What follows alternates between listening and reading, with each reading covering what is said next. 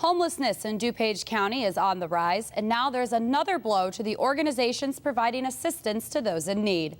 The state of Illinois recently made significant cuts to these program services, leaving local organizations wondering how they'll balance the books.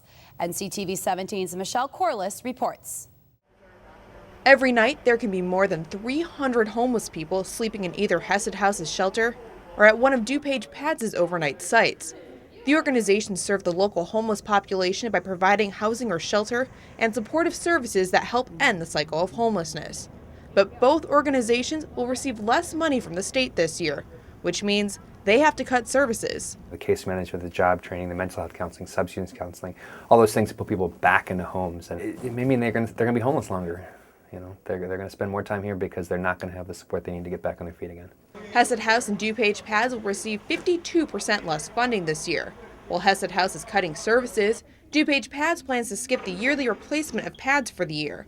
They're also hoping volunteers can help staff the overnight facilities and pay for the transportation costs for clients, because the state's cuts mean the organization no longer can. I don't believe that those cuts should be on the backs of those services that are so sorely needed as a result of other economic decisions that are being made. NCO Youth and Family Services is having a different kind of problem.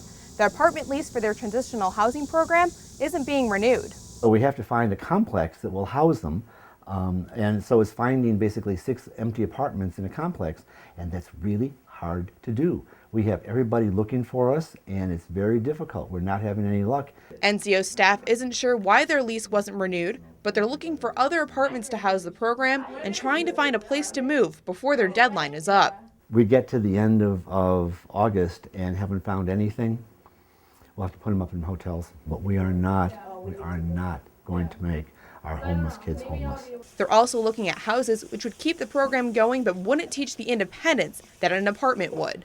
I'm Michelle Corless for Naperville News 17. Representatives from DuPage Pads, Hesed House, and NCO Youth and Family Services say they'll be looking to the community for additional support to fill their budget gaps.